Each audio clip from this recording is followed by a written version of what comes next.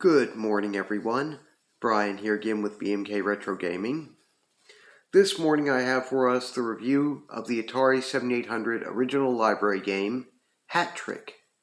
Now, for a bit of context, it was developed and released in 1984 originally as an arcade cabinet original by Bally Sente. And it's one of those that kind of came and went. It was already kind of an older concept for its time, but not terrible. Anyway, then in 1988, Jack Sandberg, who was with iBid Incorporated, or iBid Inc., developed the Atari 7800 port for Atari Corporation. And the game also, that port was known under model number CX-7829. Now, it did have a couple of home computer ports to the Commodore 64 and to MS-DOS, which were a bit better regarded. But unfortunately, Hat Trick itself, the Atari 7800 port, is the one original library home video game console port, and is kind of considered the least of the three. And we'll see a bit of why here in a bit. Anyway, I have my copy here that I got. It was still brand new, sealed in the box. You can see, and anybody watched my unboxing video before can see I already opened it. I don't believe in not opening the games and playing them. That's what they're made for. And it's in pretty nice shape. We can see here, I'm not sure if this sticker here is saying Super Game Cartridge. Well, it's not really a sticker here. It's just a yellow piece. On some it appears to be more of just a sticker. Then we can see it's got a pretty nice image, really. And it even says by Bally Sente in ink right here on the front. Hard to see from back there. And then, of course, it gives us a little bit of the gameplay and a little description on the back, which doesn't look too bad. And let's see, it says 1987 Atari Corporation, even though it was actually published in 88, so it must have been under development 87. Anyway, that's basically what the box looks like. Let's get her opened up for a second and we'll take a look inside.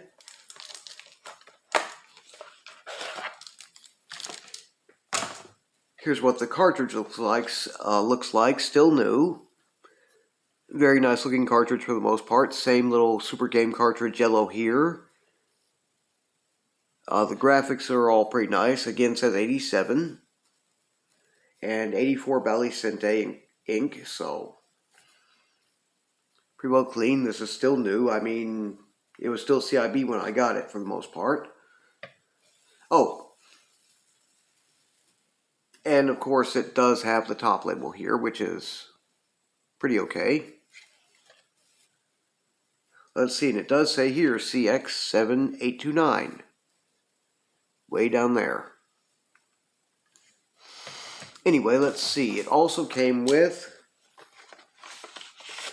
of all things, although I couldn't possibly use it now, the limited 9-day warranty is still in here, or still was.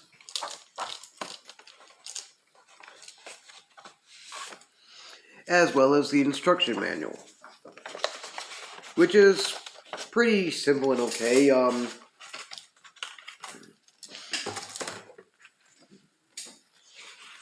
It's actually pretty short, only about 4 pages combined, front to back. It's mostly in just black and white, or close enough to black and white. And let's see, once we open her up, it gives a little description. What a night for a hockey game. After weeks of intensive training on the ice, you're finally at face-off, waiting for the starting whistle. As the puck slides across the smooth, icy surface, you take it at center ice, managing to break over the blue line to your opponent's right. Whoosh! What reflexes, what speed. The spray of the ice on your face momentarily blinds you, but you continue to skate furiously, weaving toward the opposing goal. You can feel your challenger's hot breath on the back of your neck as the distance between you grows smaller and smaller.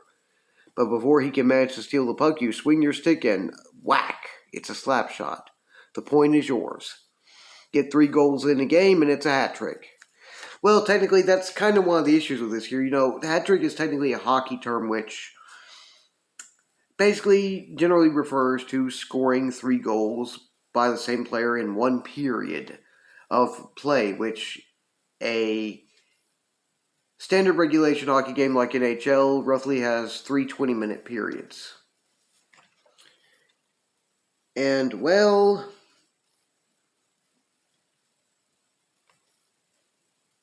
hang on a second.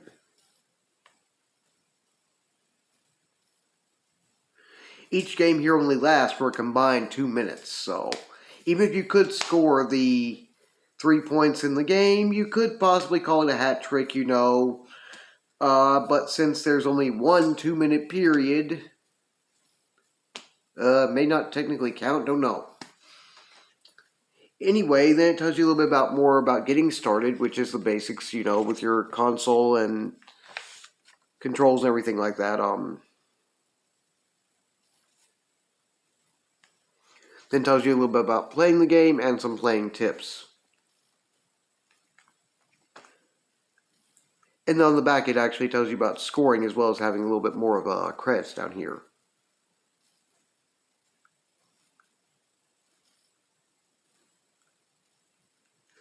Besides the goals that are scored, it also technically records the number of saves for each goalie. Anyway, the game is not the best regarded Atari 7800 game, probably considered a bit lackluster for what could have been done, but it's not the worst one either. There are worse in the Atari 7800 original library. In fact, I've probably reviewed 1 or 2 of them, depending on your opinion. But anyhow, I don't want to sit here. It's been a bit over 7 minutes, and I don't want to talk everybody's head off for the entire time, so I'm going to go ahead and get this set up with my Atari 7800, and we're going to take a look into some gameplay. Okay, so here we go with Hat Trick for the Atari 7800.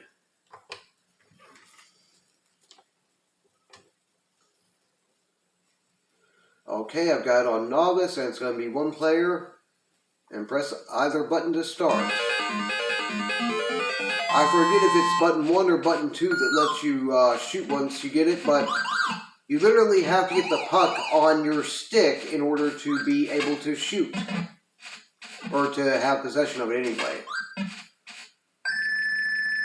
Arnie already scored 1 on me, which, not terribly surprised, I wouldn't say, but there we go. Right off the bat, I paused it for a second. We can tell the animation is just a little bit choppy, though not too bad by my standards. And it's not terribly hard to control with the Atari 7800 Pro Line joysticks. It can be a little bit rough, or so I've heard, but not too bad either. And I'm playing with my gamepad from Retro Game Boys. That's for the Atari 7800 and Atari VCS 2600. And that actually helps a lot. But the animation's kind of choppy. We can see our goalies. They look like a square wearing a helmet. Not really much like a human. You have just 1 player. Which, other than that, you had things like on the 3rd generation Nintendo NES, Blades of Steel, and even just plain ice hockey coming out. I believe there was at least 1 for the Sega Master System, And then there were other Atari 7800 games like, Real Sports Baseball, Football, and Soccer, which had either full or close enough to full rosters worth of teams playing at one time, whereas here it's just 2-on-2, so I can understand where that's this was kind of a bit lackluster, bit of a point of consternation. Unpause. I mean, it's not terrible for what it is, but it's kind of like an advanced Pong game in a way. Granted, you can't shoot in Pong, hardly. You just bounce things around, but like when they're bouncing between goalies and all, like that right there, and bouncing around like that, I mean, it may as well be an advanced version of a Pong game in some ways. I've got it on easy mode right now, which is very easy actually, but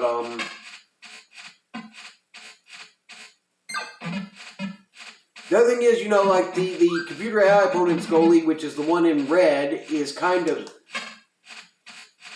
acts like he's not very bright, at least on the easy mode he does. By pressing up and down, you control your own goalie at the same time, whereas you can control your single player. Otherwise, and there again, my goalie just scored by ponging it off. In many ways, it might remind, although the two games are not exactly related and they were developed and published by two different companies, this is very reminiscent of Activision's Ice Hockey for the Atari VCS 2600 back then. Virtually the same game and concept in many ways.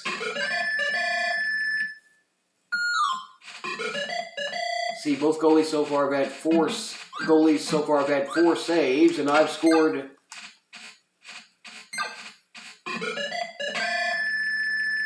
Scored 5 to 4. 5 to 4 on easy mode, not too bad. And then we have the Zamboni, which comes out and cleans up the ice, which we can kind of see the ice gets a little bit darker as the gameplay goes by, and maybe shows a little bit of wear from being played on. So at the end of each game, the Zamboni comes out and cleans it right back up.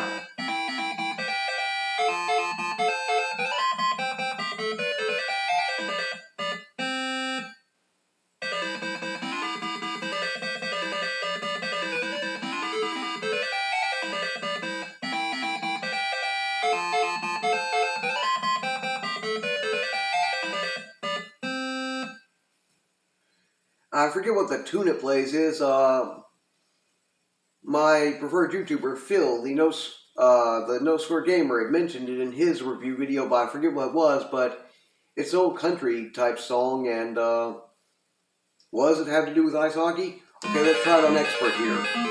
Easy mode was pretty easy. I beat him by just 1 point, but on Expert mode, his goalie acts a lot smarter, and it's tougher to score against him.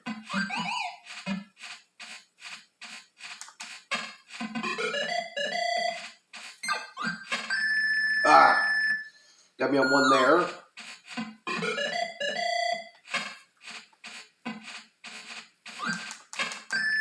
Ooh, got one on him. Okay, that's not too bad. 2. Okay, I'm ahead. This is on hard mode.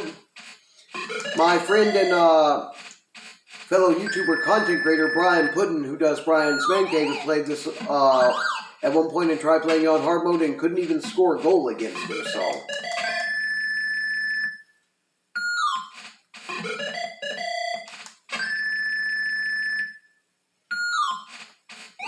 I'm going to make it pretty easy just by getting up close. Yeah, so, this game may not be the best regarded sports game or otherwise in the Atari 7800's original library, but to me, I can understand those who, you know, aren't crazy about it, but at the same time, those who also say that they don't see why it's considered so bad. For what is, you know, a very slimmed down 2-on-2 hockey game that has some Pong elements, it's not that terrible. It's perfectly playable. I mean, would probably be much more fun playing with a second player, which I don't have currently, but, for what is, this isn't so bad to me.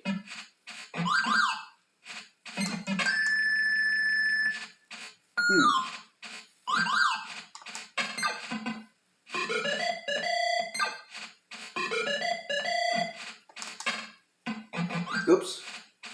Got the wrong direction on it. 9 seconds remaining.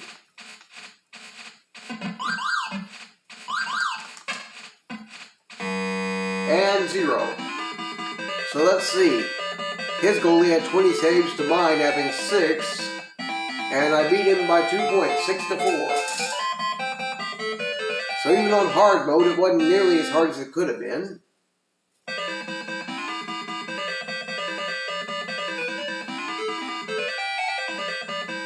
Well, I forget. Maybe it's not as much hard mode as, is it novice and expert? I forget. Let me look at a second.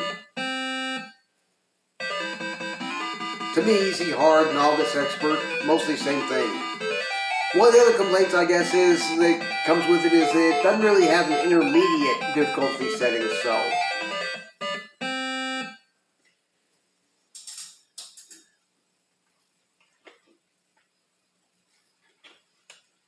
Okay, yeah, so there's novice and expert.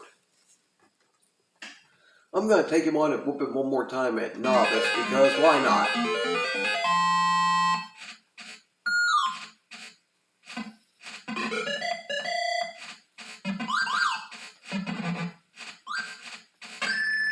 Darn.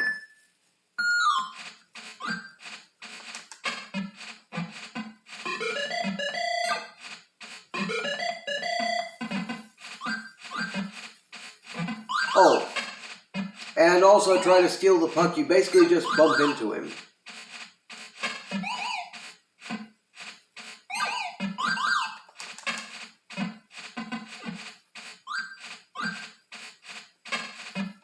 No real penalty box or penalties of any type for... And you can't really floor him and knock him down, so...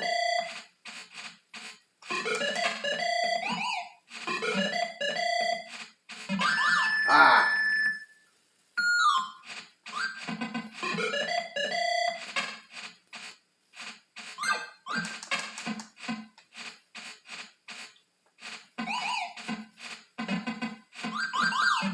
Away from my puck, you...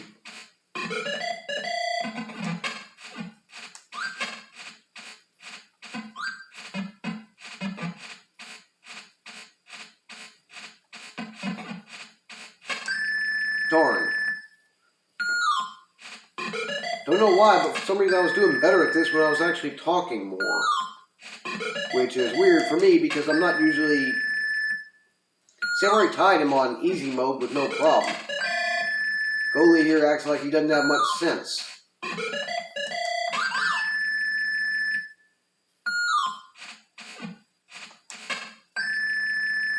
Yeesh. On novice mode, I can knock this thing... especially on novice mode, but a lot of times you can get the score up into double digits sometimes if you really want to.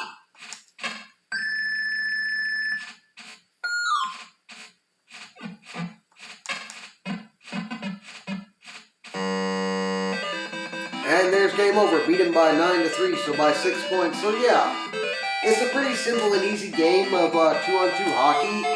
Has some Pong elements. I wouldn't say it's as terrible as it sometimes gets a reputation for, but again, it's not super impressive.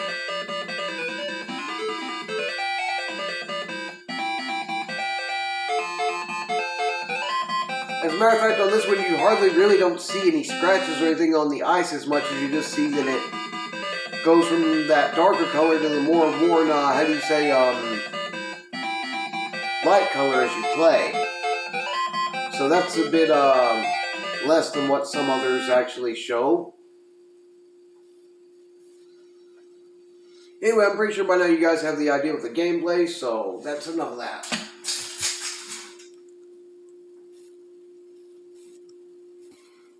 Okay, so that was Hat Trick, a 1988 Atari 7800 original library game. Is it good? Well, to me, it's not really good, like great. I mean, I can understand where people would say, this was not the type of thing that was going to really help sell Atari 7800 home video game consoles back then. And yeah, it is kind of like an updated version of Activision's Ice Hockey for the Atari VCS 2600 from back before.